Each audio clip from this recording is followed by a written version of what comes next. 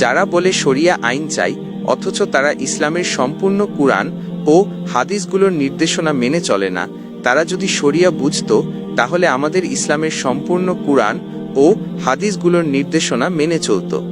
আজকের পৃথিবীর দিকে তাকিয়ে দেখুন, গাজা, ফিলিস্তিন, ভারত, বাংলাদেশ, মুসলিমরা অগণিত মার খাচ্ছে, তাদের রক্ত ঝরতেছে।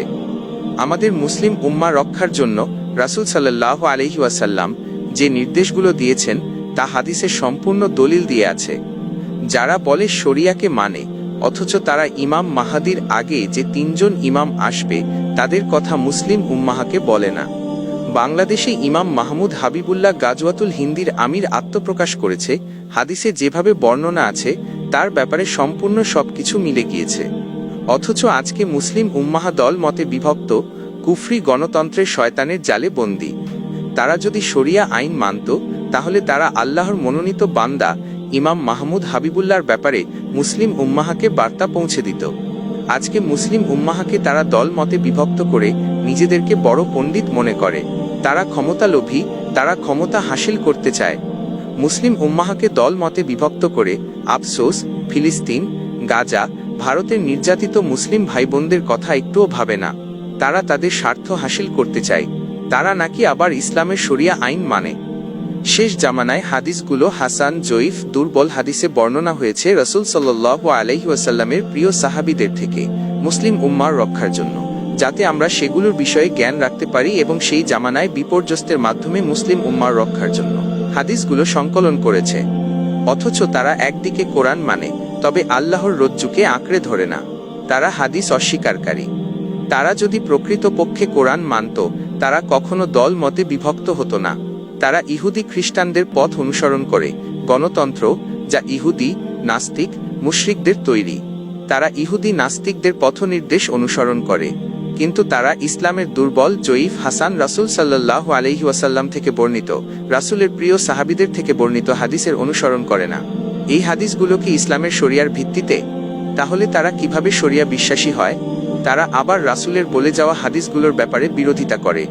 আজকের আলেমরা ইসলামকে ধ্বংসের পথে নিয়ে যাচ্ছে। ইনশাআল্লাহ ইসলাম ধ্বংস হবে না। আল্লাহ আমাদেরকে রক্ষা করুক এইসব দাম্ভিক আলেমদের থেকে।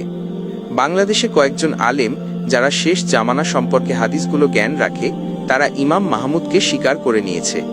আর যারা দাম্ভিক অহংকারী তারা ইমাম মাহমুদকে মেনে নিচ্ছে না, অথচ তারা হাদিসের বিরোধিতা করতেছে। তারা নাকি আবার শরিয়া বিশ্বাসী। যদি তারা শরিয়া বিশ্বাসী হতো তাহলে তারা আমাদের ইসলামের কুরআন ও হাদিসের যত জ্ঞানের উৎস আছে সবকিছুকে মেনে নিত। তারা আজ দলমতে বিভক্ত, অথচ আল্লাহর কোরআনে বলছে আল্লাহর রজ্জুকে আঁকড়ে ধরার জন্য। আজকে চারদিকে তাকিয়ে দেখুন, বাংলাদেশে এবং পুরো বিশ্বে মুসলিমদের রক্ত কিভাবে বইতেছে পানির স্রোতের মতো। আমাদের আল্লাহ কি এতই নিষ্ঠুর? সেই সব আলেমদের বলতে চাই, মুসলিম উম্মাহর এই দুরবস্থাতে আমাদেরকে একজন পথ প্রদর্শক ইমাম দান করবেন না? অবশ্যই আল্লাহ দান করেছে আমাদেরকে বাংলাদেশে ইমাম মাহমুদ হাবিবুল্লাহকে। আমরা যারা ইমাম মাহমুদ হাবিবুল্লাহকে মেনে নিয়েছি, আমরা ইসলামের শরিয়ার দিক অনুসরণ করতেছি। এই শেষ যুগে আমাদের মুসলিমদের বিপর্যস্ত অবস্থাতে আল্লাহ আমাদের জন্য আল্লাহর দ্বীন কায়েমের জন্য কুরআন ও হাদিস অনুযায়ী আমাদের বাংলাদেশে ইমাম মাহমুদ হাবিবুল্লাহকে দান করেছেন। আমরা তাকে ইমাম আমির মেনে আল্লাহর দ্বীন কায়েমের জন্য আপনাদেরকে ঐক্যবদ্ধ করার চেষ্টা করতেছি। অথচ আপনারা দলমতে বিভক্ত, ফিতনাতে জর্জরিত। এই করুণ অবস্থায় মুসলিম উম্মাহর জন্য আল্লাহ তাআলা আল্লাহর মনোনীত বান্দা প্রেরণ করেছেন আমাদের জন্য। অথচ আপনারা অস্বীকারী জাতির পরিচয় দিয়েছেন ইহুদি মুশরিকদের মতো করে। মনে রাখবেন, আমাদের প্রিয় নবী হযরত মুহাম্মদ রাসূলুল্লাহ সাল্লাল্লাহু আলাইহি ওয়াসাল্লাম যখন নবুয়ত পেয়েছিলেন, তখন ইহুদি মুশরিক জাতিরা আমাদের রাসূল সাল্লাল্লাহু আলাইহি ওয়াসাল্লামকে মেনে নেয়নি। আল্লাহ তাদেরকে অভিশপ্ত জাতি হিসেবে পরিণতি করেছেন। আপনারা তো ইমাম মাহমুদ হাবিবুল্লাহকে মানতেছেন না। এই দ্বারা এটা বোঝা গেল আপনারা কোরআন হাদিসও মানতেছেন না। আপনারা কোরআন হাদিসের বিরুদ্ধে কথা বলেন, ইমাম মাহমুদ হাবিবুল্লাহর বিরুদ্ধে না। ইমাম মাহমুদ হাবিবুল্লাহ আল্লাহর মনোনীত। তিনি একজন দুর্বল ইমাম। আল্লাহ তার মাধ্যমে মুসলিমদের বড় বিজয় দান করবেন। এই কথা যদি আপনি না মানেন, তাহলে আপনি আল্লাহকে কিভাবে মানবেন? আল্লাহর ক্ষমতা এই দুর্বল ইমাম মাহমুদ হাবিবুল্লাহকে দিয়ে ভারত বিজয় করে দেখাবে ইনশাআল্লাহ। তিনি আল্লাহর মনোনীত। তিনার উপাধি হলেন হাবিবুল্লাহ।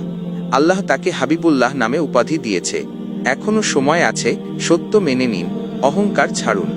মুসলিম উম্মাহ রক্ষার জন্য ইমাম মাহমুদ হাবিবুল্লাহর কাফেলায় যুক্ত হয়ে ইসলামের জন্য কাজ করুন, মুসলিম উম্মাহর রক্ষার জন্য কাজ করুন। এটাই আমাদের আনুগত্য শপথ, ইনশাআল্লাহ। হাদিসে বলা আছে তিনি বড় যুদ্ধের যোগান দেবেন।